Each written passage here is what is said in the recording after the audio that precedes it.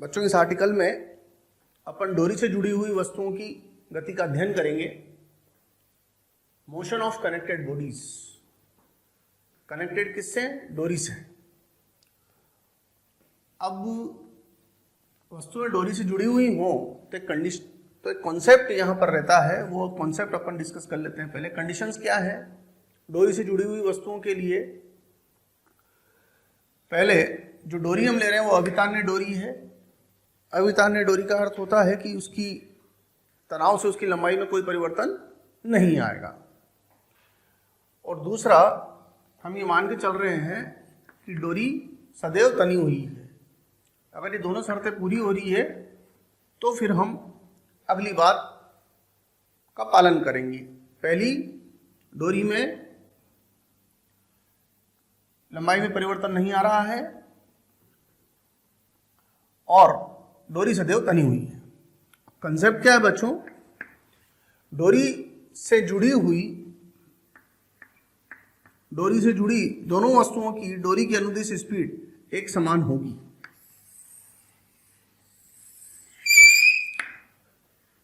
डोरी से जुड़ी दोनों वस्तुओं की डोरी की अनुदिश स्पीड एक समान होगी। क्या अर्थ है इस बात का? जैसे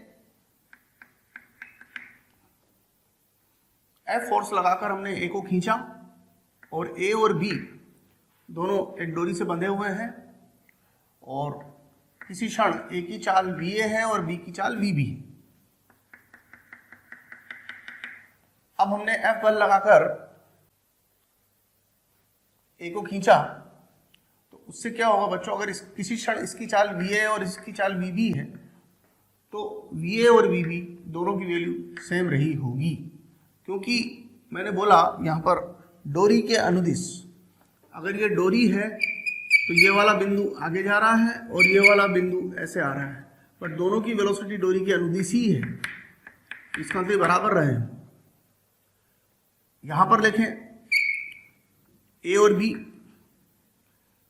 मान लीजिए A नीचे जा रहा है और B ऊपर आ रहा है। A की दार्शनिक चाल VA है और B की दार्शनिक चाल VB है। ये बिंदु जब नीचे जाएगा तो इसकी लंबाई भी डोरी के अनुदिश ही होगी, इसकी स्पीड भी डोरी के अनुदिश ही होगी। और ये बिंदु ऐसे आ रहा है तो इसकी वेलोसिटी भी डोरी के अनुदिश है, तो ये दोनों इक्वल रहेंगे। जैसे मान लीजिए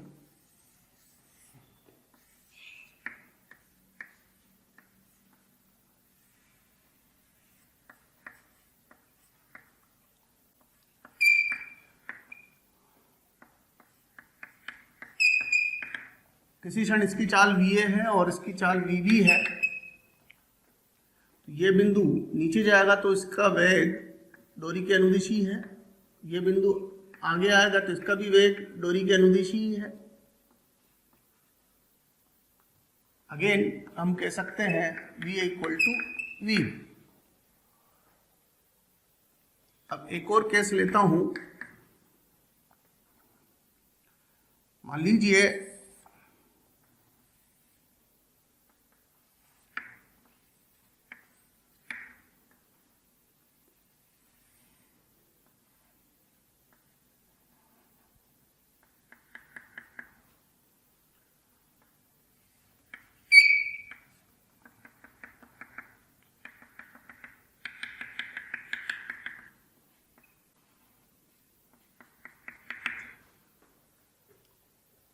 ये डोरी क्षैतिज के साथ थीटा कोण पर है। यहां से पकड़ के एक व्यक्ति इस वस्तु को खींच रहा है।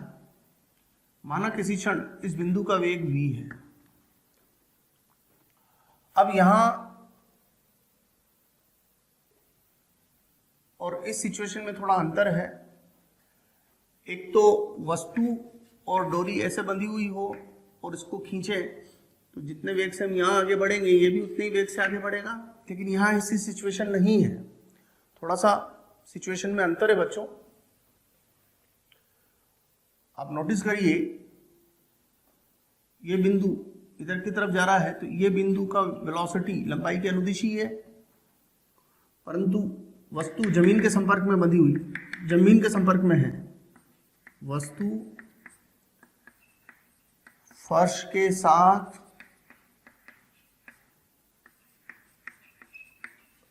संपर्क में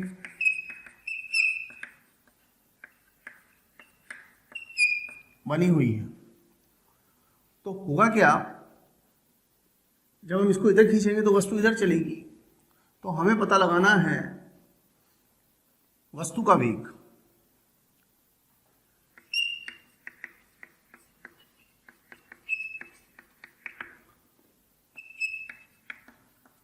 तो वस्तु का वेग देखिए क्या होगा, माना वस्तु का वेग v डैश। तो यहां पर समझने की बात क्या है बच्चों,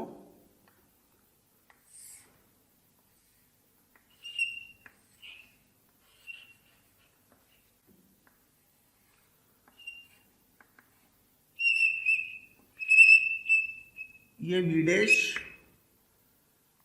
तो इस केस में अपने को कॉन्सेप्ट का बड़ा तरीके से इस्तेमाल करना पड़ेगा।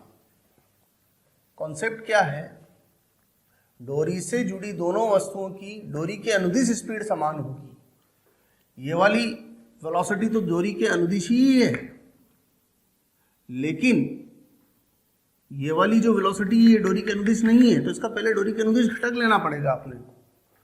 तो अगर हम वस्तु की वेलोसिटी को डोरी के अनुदिश ले लें, तो ये कोण थीटा दे रखा है, तो ये v डैश cos थीटा हो गया।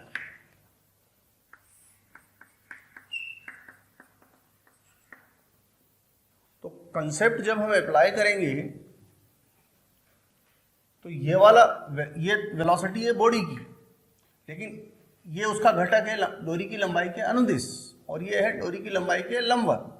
तो ये वाला जो मान है, ये मान और ये मान आपस में बराबर होने चाहिए। तो v dash cos theta equal to v,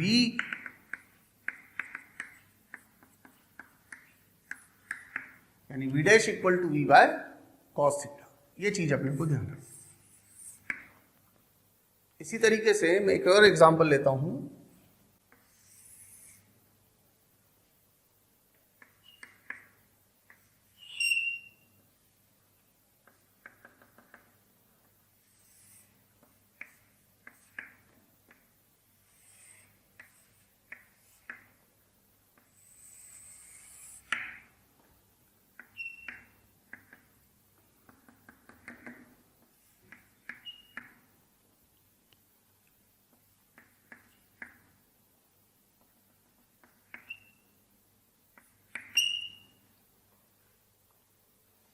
ए व बी दोनों फर्श के संपर्क में हैं तथा v व v डैश क्रमशः इनकी ताक्षणिक चाल है।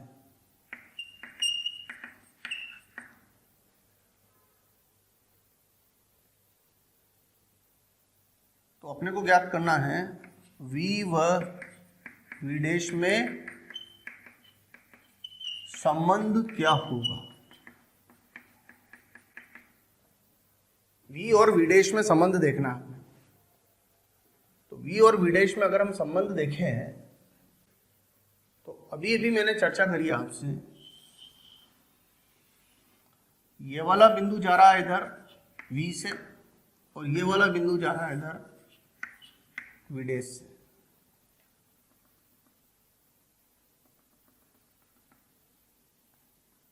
ये कोण अल्फा दिया हुआ है, ये कोण बीटा दिया हुआ है।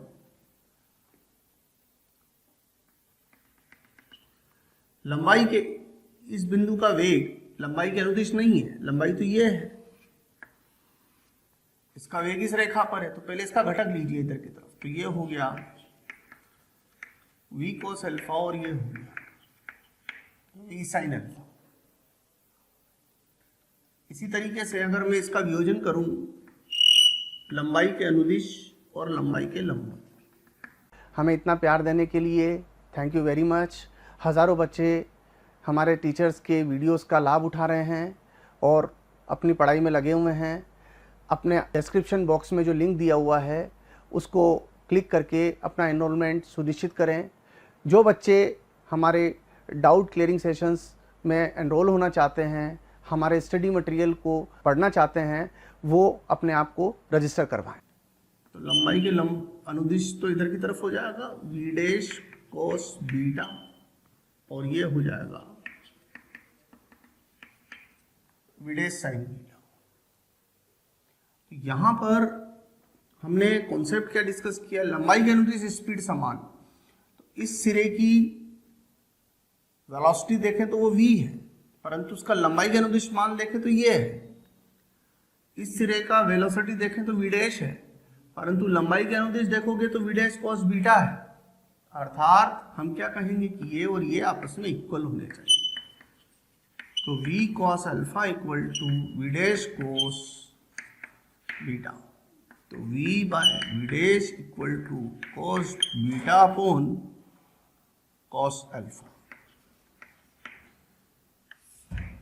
ये हमारा दोनों के बीच में रिलेशन हो जाएगा, ए और बी की वेलोसिटी के बीच में। ठीक है बच्चों,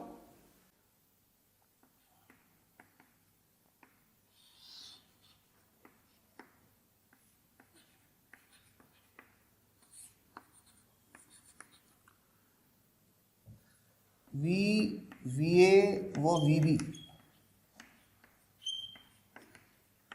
जमीन के सापेक्ष वेग है।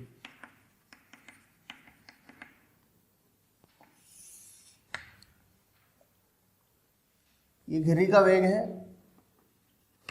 जमीन के सापेक्ष वेग है, और वेग भी कौन से हैं बच्चों, ये ताक्षणिक। किसी क्षण घिरी का वेग v है, a का वेग va है और b का वेग vb है। अब हम क्या कर रहे हैं, इन तीनों में संबंध स्थापित कर रहे हैं। तीनों में रिलेशन क्या होगा, अभी अपन पढ़ के आए हैं कि डोरी से जुड़ी वस्तुओं की डोरी की लंबाई के अनुदिश वेलोसिटी सेम होनी चाहिए।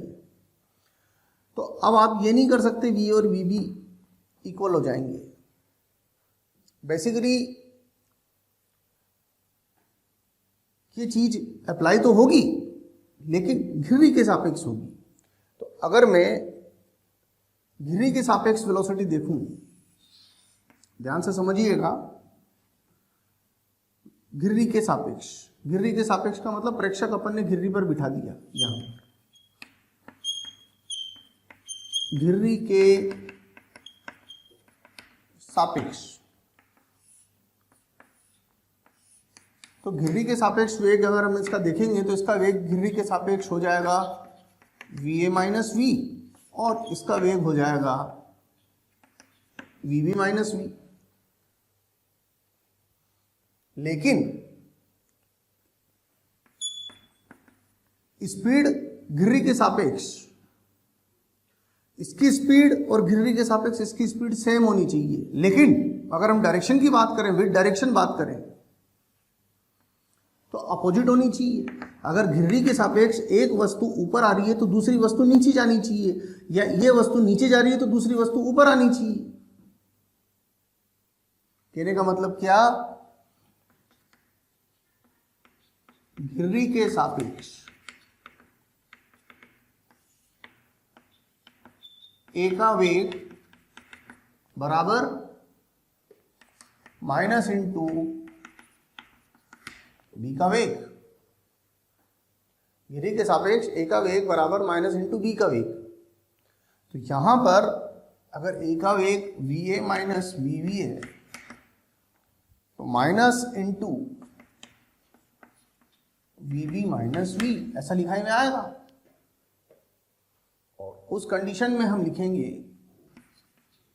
v equal to v a plus v b by 2। ये हमारे पास बेसिक रिलेशन होगा। This is very important relation. ये तीनों चीजें जमीन के सापेक्ष दी हुई थी, फिर मैंने कन्वर्ट कर दिया उनको घिर्री के सापेक्ष, जिसके सापेक्ष निकालते हैं उसका घटा देते हैं, तो ए में से वी घट गया, बी में से वी घट गया। कंसेप्ट के अनुसार ये स्पीड और ये स्पीड बराबर होनी चाहिए, लेकिन अगर ये एक की गति नीचे हो रही है तो दूसरे की गति ऊपर होगी, इसलिए माइनस चिन्ह के साथ लिखा है मैंने यहाँ पर। तो अगर घिर्री से जुड़ी हुई वस्तुओं, घिर्री पर गुजर रही डोरी से जुड़ी वस्तुओं की वेलोसिटी va और vb हो और घिर्री की खुद की वेलोसिटी v हो, तो ये रिलेशन बड़ा इंपॉर्टेंट रिलेशन है। इस रिलेशन को आप ध्यान रखिएगा, ये बड़ा काम का संबंध है। अब जैसे कुछ एग्जांपल्स मैंने यहाँ पर लिए हैं, इस एग्जांपल को देखता हूँ मैं। इसमें घिर्री है 10 मीटर पर सेकेंड से ऊपर जा रही है और इसके ऊपर एक रस्सी गुजर रही है। एक सिरा तो फिक्स किया हुआ है यहाँ पर और दूसरा सिरा वस्तु ऐसे बंधा हुआ है। तो ए का वेग बताना है। अपने पास बेसिक संबंध था 2 इंटू घिर्री का वेग बराबर ए प्लस बी।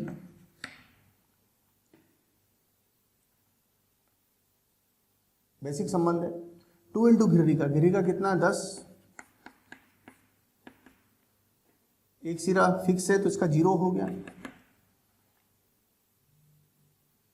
ए का मतलब ये वाला बी, ए और बी में ए का तो पता ही लगाना है, तो ए का वी ले लेते हैं, बी का 0। तो वी का मान आ गया हमारे पास 20 मीटर पर सेकेंड। यानी कि घिर्री को जब हम 10 मीटर पर सेकेंड से ऊपर की तरफ खींचेंगे तो ये वाला जो ब्लॉक है ये 20 मीटर पर सेकेंड से ऊपर की तरफ चलेगा, अपवार्ड। प्लस में आ रहा है आंसर, इसलिए अपवार्ड। यहां पर आते हैं ट्वाइस इंटू घिर्री का वेग। घिर्री का कितना है 10 बराबर ए का प्लस बी का। ए का 5 है लेकिन नीचे दे रखा है तो -5 ले लेंगे। बी का अज्ञात है, अज्ञात के चिन्ह अपनी मर्जी से नहीं लगाना है, तो v बराबर आ गया 25 मीटर प्लस 25 मीटर पर सेकेंड। यानी कि 25 मीटर पर सेकेंड अपवार्ड्स, ऊपर की तरफ। यानी जमीन से देखने पर ये 25 मीटर पर सेकेंड से ऊपर जाता हुआ दिखाई देगा। अब यहां पर देखिए बच्चों, ए का पता है, बी का पता है, ई का पता लगा लेंगे।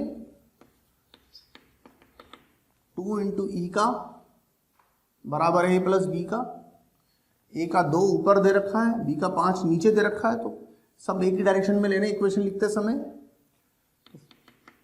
2 इंटू ई का बराबर ए का प्लस बी का। 2 इंटू ई का बराबर ए का कितना 2, बी का कितना -5। तो ये हो गया बच्चों -3/2। -3/2 का मतलब हो गया 3/2 डाउनवर्ड्स, नीचे की तरफ। यानी ये वाली घिर्री नीचे आ रही होगी। अब सेकंड स्टेप, अपने को पता क्या लगाना है, ये चीज। अब इसकी वेलोसिटी पता लग गई तो इसकी लगा सकते हैं, क्योंकि इसकी पता है 2 इंटू वी जी बराबर वी प्लस वी एफ। इसके वेग का दुगना बराबर इसका प्लस इसका, क्योंकि इससे ये दोनों जुड़ी हुई हैं। इस घिर्री से ये दोनों, इस घिर्री के ऊपर जो धागा जा रहा है उससे ये दोनों जुड़ी हुई थी, और इस घिर्री के ऊपर जो धागा जा रहा है उससे ये और ये जुड़ा हुआ है, तो इसका प्लस इसका बराबर इसका दुगना। तो 2 इंटू वी जी कितना 7, वी कितना -3/2 प्लस वी एफ।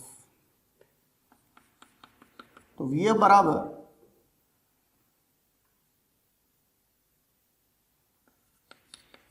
31/2 मीटर प्रति सेकंड प्लस में। अब अपने को इसका पता लग गया, तो इसका दुगना बराबर इसका प्लस इसका, तो 2vf बराबर vc प्लस vd। 2vf यानी कि 31, vc यानी 8 प्लस। बच्चों, हमारे पास रोज़ डिमांड्स आ रही है कि इस टॉपिक पर वीडियो बनाया जाए, इस टॉपिक को समझाया जाए। बच्चों, मैं आपको एक बात कहना चाहता हूं कि हमारे YouTube चैनल को सब्सक्राइब करें और उस पर जो बेल आइकन है उसको प्रेस करें, ताकि जो भी नोटिफिकेशन है वो आपके मोबाइल पर आ सके। उसका कारण क्या है, जिन वीडियोस की आप डिमांड कर रहे हैं, जिन टॉपिक्स के एक्सप्लेनेशन के लिए आप बोल रहे हैं, वो ऑलरेडी हमारे चैनल पर डले हुए हैं और हमारे यहाँ पर अवेलेबल हैं। आप तक नहीं पहुँच पाए क्योंकि आपने हमारे बेल आइकन को प्रेस नहीं किया हुआ है। इसलिए मेरा निवेदन है, मेरा रिक्वेस्ट है आपसे कि हमारे यूट्यूब चैनल पर सब्सक्राइब करें और उस बेल आइकन को प्रेस करें। VD, तो VD बराबर हो गया 31 - 8 यानी कि प्लस 23 मीटर प्रति सेकेंड। प्लस का मतलब ऊपर की तरफ, माइनस का मतलब नीचे की तरफ। माइनस का मतलब नीचे, प्लस मतलब ऊपर। इस तरीके से अपन अलग अलग वस्तुओं के या घिर्री के वेग पता लगा सकते हैं। देखो बच्चों, इस सवाल में एक लंबी डोरी है जो यहाँ पर बंधी है, फिर इस घिर्री से गुजरती हुई इस तरीके से यहाँ आके जुड़ी हुई है सी से। ए इस घिर्री से और बी इस घिर्री से जुड़ा हुआ है। बच्चों, ये चाहे ऊपर जा रहा हो या नीचे आ रहा हो, वो एक अलग इशू है, लेकिन ये पूरी जो डोरी है इसकी लंबाई तो नियत ही बनी रहेगी। तो अगर मैं इतने हिस्से की लंबाई को L1 मान लूँ, इसे L2 मान लूँ, इसे L3 मान लूँ, इसे L4 मान लूँ, इसे L5 मान लूँ, तो पूरी लंबाई L हो गई। तो मैं लिख सकता हूँ L1 plus L2 plus L3 plus L4 plus L5 बराबर है। मैंने ये वाले जो हिस्से हैं, ये वाले हिस्से, इनकी लंबाई को नेग्लिजेबल मान लिया है इनकी तुलना में, और अगर वो होगी भी तो उनको लिख लेंगे। जैसे पाई इंटू आर ये हो गई, पाई इंटू आर ये हो गई, पाई इंटू आर ये हो गई, पाई इंटू आर ये हो गई, 4 पाई इंटू आर और ऐड हो जाएगी अगर ऐसा भी है तो। ऐसे चाहे तो ऐसे 4 pi into r, pi into r आधा, फिर इसमें आधा, फिर इसमें आधा और इसमें आधा। अब अगर मैं इसको डिफरेंशिएट करूं विद रिस्पेक्ट टू टाइम,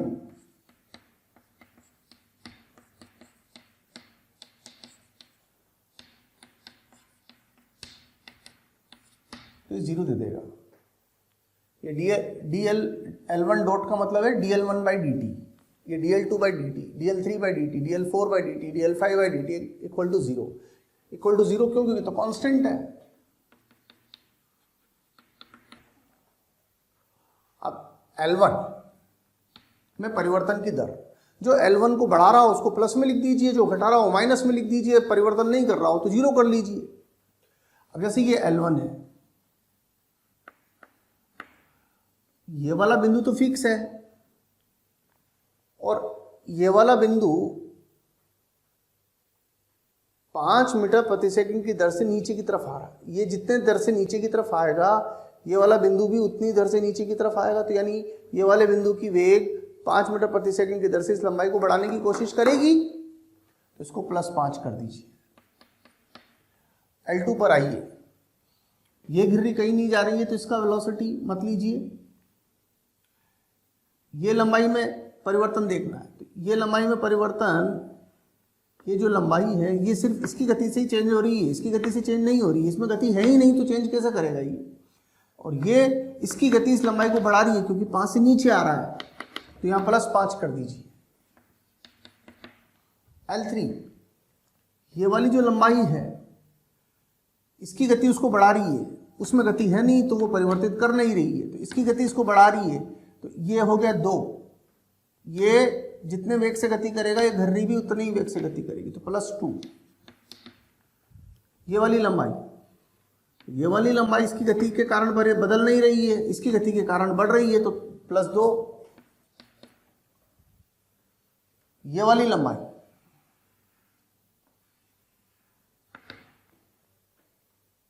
इसकी गति के कारण तो बदल नहीं रही है, इसकी गति के कारण बदलेगी, बट वो कितनी बदलेगी हमें पता नहीं, तो VC मान लेते हैं उसको। प्लस में आएगी इसका मतलब बढ़ाने की कोशिश, माइनस में आएगी मतलब घटाने की कोशिश। तो ये हो गया VC इक्वल टू -14 मीटर पर सेकेंड। -14 का मतलब क्या हुआ कि इसकी गति इसकी लंबाई को घटाने की कोशिश कर रही है, और इसकी गति इसकी लंबाई को घटाने की कोशिश कर रही है, तो किधर की तरफ गति हो गई, ऊपर की तरफ या नीचे की तरफ? घटाने की कोशिश कर रही है तो ऊपर की तरफ। तो हम कहेंगे VC इक्वल टू 14 मीटर पर सेकेंड अपवर्ड्स। देखो बच्चों, इस सवाल में ए जो त्वरण है वो है ब्लॉक का नत्तल के सापेक्ष, वेज, इसको वेज बोला हुआ है मैंने। ए है ब्लॉक का नत्तल के सापेक्ष त्वरण और बी है वेज का खुद का त्वरण, नत्तल का खुद का त्वरण।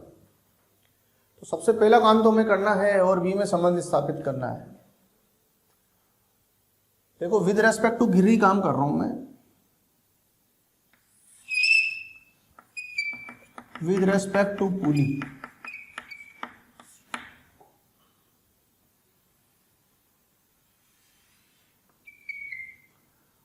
अगर पुली के रेस्पेक्ट में देखूंगा तो ये वाला बिंदु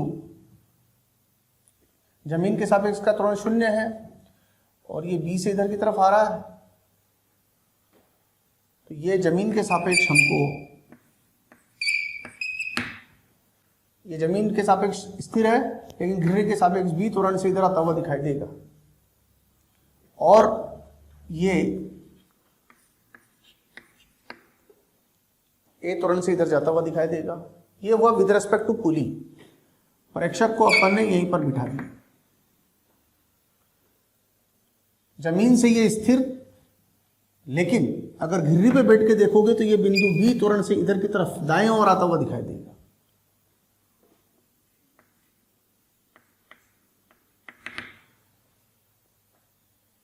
अब ये जो रस्सी है,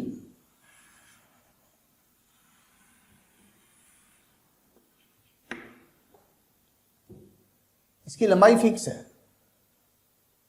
और क्योंकि गिर्री के रेस्पेक्ट में बात कर रहे हैं तो माना इसका वेलोसिटी VB और इसका वेलोसिटी VA, तो ये लंबाई घटाने की कोशिश कर रहा है, वो लंबाई बढ़ाने की कोशिश कर रहा है, तो हम यहां पर बोल देंगे VA minus VB equal to 0, और इसको डिफरेंशिएट करूंगा तो त्वरण में कन्वर्ट हो जाएगा बच्चों। तो ये इसका अवकलन और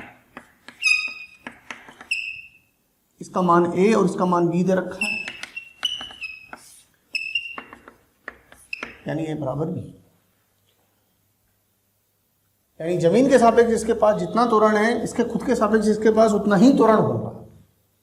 एक बात तो ये अपन ने समझ ली। अब हम फ्री बॉडी डायग्राम बनाते हैं। फ्री बॉडी डायग्राम में हम क्या करेंगे, देखिए स्मॉल m का फ्री बॉडी डायग्राम बनाए।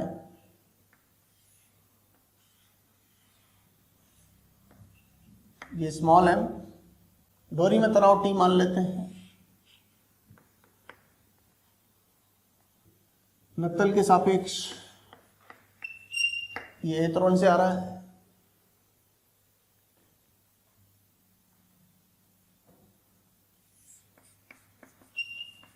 mg, तो नत्तल के लंबवत इसका घटक mg कोस थीटा, नत्तल के समांतर mg साइन थीटा, और बच्चों इसके ऊपर हमको एक सूडो फोर्स भी लेना पड़ेगा, क्योंकि ये जो त्वरण है ये नत्तल के सापेक्ष है, नत्तल में खुद में त्वरण है B, नत्तल का त्वरण बाईं ओर है तो सूडो फोर्स दाईं ओर हो जाएगा।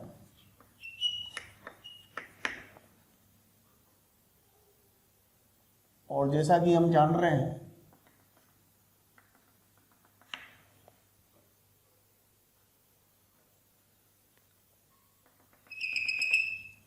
ये वाला एंगल थीटा है हमारे पास, तो ये 90 माइनस थीटा, तो ये थीटा हो गया। तो अगर इसका घटक लूँगा तो इधर की तरफ हो जाएगा MB cos थीटा, और इधर की तरफ हो जाएगा MB sin थीटा। ये वस्तु A त्वरण से इधर आ रही है, यानी इसको त्वरित गति कराने में इन दोनों का और इसका कंट्रीब्यूशन है। तो हम लिख देंगे m ji sine theta plus m b cos theta minus t equal to M a. लेकिन हम सिद्ध कर चुके हैं और बी बराबर है, तो बी की जगह ए या ए की जगह बी लिख सकते हैं। बच्चों, अगर आपको हमारे वीडियोस पसंद आते हैं, आपको हमारा पढ़ाया हुआ समझ आता है, तो आप हमारे वीडियोस को लाइक करें, शेयर करें। इससे आपको भी बेनिफिट होगा और साथ में ज़रूरतमंद स्टूडेंट्स तक हमारी बात पहुंच पाएगी। बच्चों, आपका जो प्यार इसने हमें मिलता है, उससे हमें मोटिवेशन मिलता है, वो हमारे लिए बूस्टर डोज का काम करती है। और हम चाहते हैं कि इसी तरह आपका प्यार मोहब्बत हमें मिलती रहे, ताकि हम इसी एनर्जी के साथ बराबर लगे रहें। एम जी साइन थीटा, इसको इधर ले लें तो माइनस एम ए, और ए और बी बराबर हैं तो plus m a into cos theta minus 1 equal to t. एक इक्वेशन तो ये आ गई अपने पास। अब वेज के लिए फ्री बॉडी डायग्राम बना लेते हैं।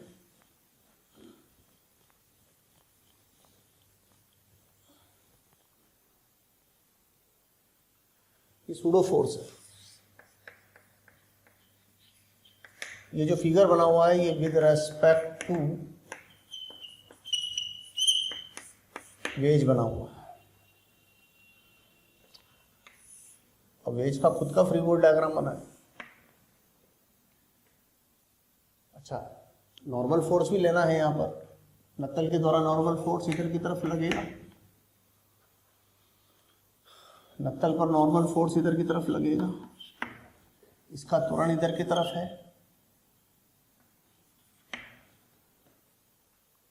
यहां गिर रही है।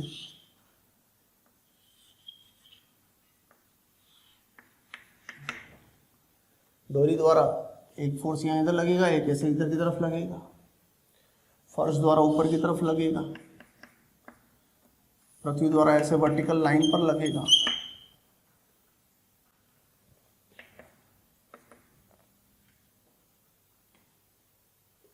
ये थीटा है।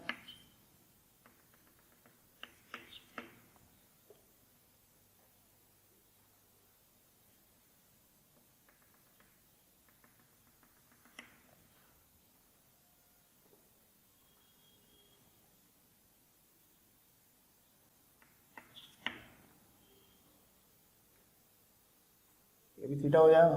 अब देखिए, ये जो त्वरण है, इस त्वरण में किस किस का योगदान है। इनका तो कोई रोल नहीं होगा क्योंकि ये तो वर्टिकल लाइन पर है, त्वरण तो हॉरिजॉन्टल लाइन पर है, ये हॉरिजॉन्टल पर है। इसका हॉरिजॉन्टल कंपोनेंट ले लेंगे, इसका हॉरिजॉन्टल कंपोनेंट ले लेंगे, इसका हॉरिजॉन्टल कंपोनेंट ये तो टी, इसका क्षैतिज घटक टी कोस थीटा जो कि त्वरण के विरुद्ध है, इसका क्षैतिज घटक एन साइन थीटा जो त्वरण के साथ सपोर्ट में है, बराबर M into B.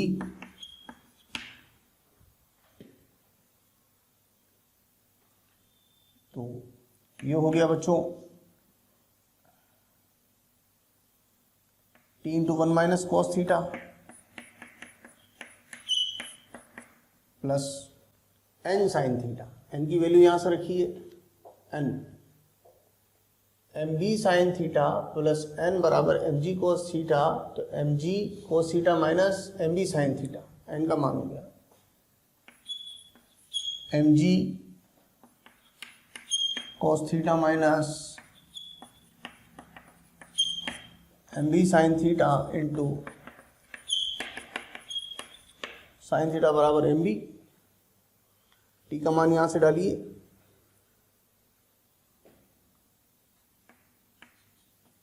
M G sine theta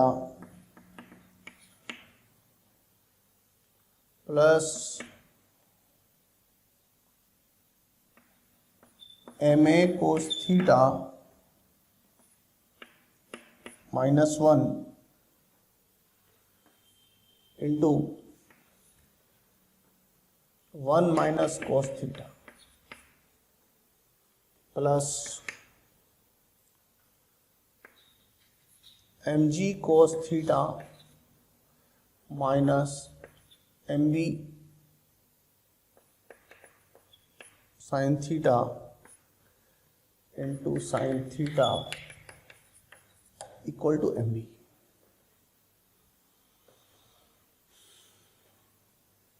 T की जगह टी का मान रखा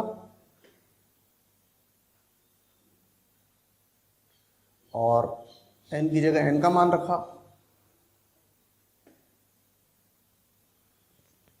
अब जो संबंध हमारे पास आया है उस संबंध को सिंप्लीफाई कर लेंगे। यहां से देखिए, और ए और बी इक्वल है, इस बात का ध्यान रहे। एम जी sine theta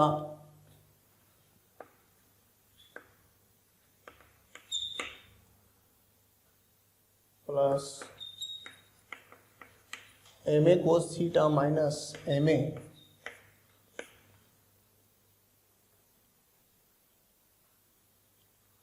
into 1 minus cos theta plus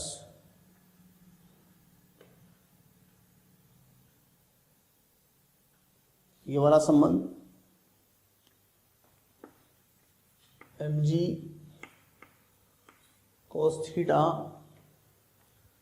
minus b की जगह भी यही लिख देते हैं, m a sine theta into sine theta equal to M a. M ji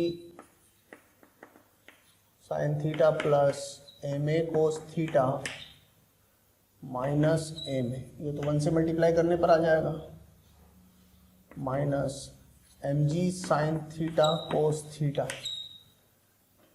minus M a cos square theta plus m a cos theta plus m ji sine theta cos theta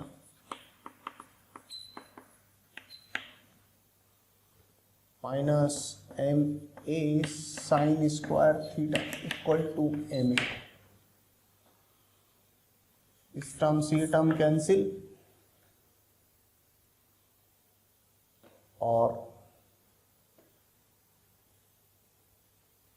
ये कोस square theta और ये sign square theta, तो ये 1 हो गया। तो यहां बचेगा एम जी साइन थीटा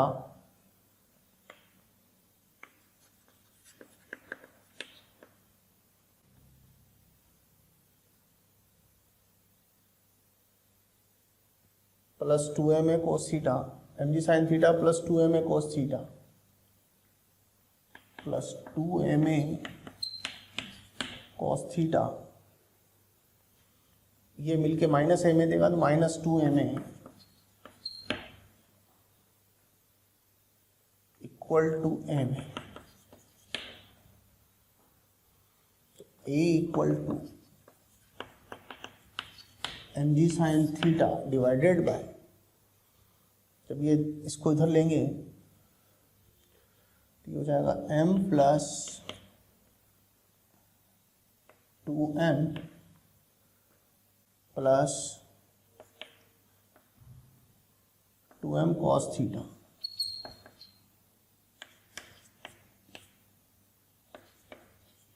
ये हमारा फाइनल आंसर आ जाएगा। ये 2m कोस थीटा उधर जाएगा तो माइनस में कन्वर्ट हो जाएगा, इस बात का ध्यान रखना। तो ये माइनस में हो जाएगा।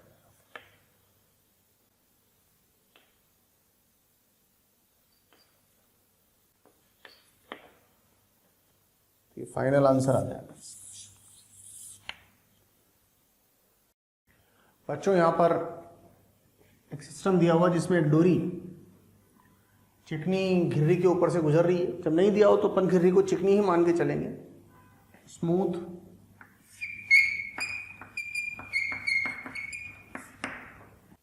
अब यहां पर द्रव्यमान रहित डोरी है, स्मूथ पुली है। बच्चों किसी क्षण इसका वेग जितना नीचे की तरफ होगा इसका वेग उतना ही ऊपर की तरफ होगा, यानी त्वरण भी आपस में बराबर होंगे। तो हम कह सकते हैं कि अगर ये ए त्वरण से नीचे जा रहा है,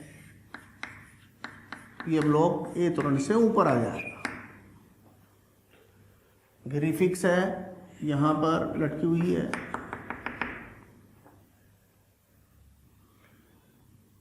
इसका फ्री बॉडी डायग्राम बना है, तो पृथ्वी के कारण फोर्स नीचे, डोरी के कारण बल ऊपर, इस डोरी के कारण बल ऊपर और अर्थ के कारण नीचे। इसके त्वरण के लिए ये दोनों जिम्मेदार हैं, परंतु त्वरण इसकी दिशा में है, तो इसको प्लस और इसको माइनस लेते हुए ए का मान लिख लें। तो m1g माइनस टी बराबर m1 इंटू ए, और इसके लिए लिखेंगे तो m2g minus t equal to m2a, और एक इक्वेशन ये आ गई हमारे पास, एक इक्वेशन ये आ गई हमारे पास, और दोनों को जोड़ दें। ये उल्टी लिख दी है मैंने, इसको ठीक कर लीजिएगा। इसमें त्वरण t की डायरेक्शन में है, तो इसको t माइनस m2g लिखेंगे। दोनों को जोड़ दें तो t कैंसिल, तो a का मान आ जाएगा, a बराबर आ जाएगा m1 माइनस m2 इंटू जी अपॉन m1 प्लस m2, और a का मान यहाँ से यहाँ रख लेंगे तो t का मान आ जाएगा।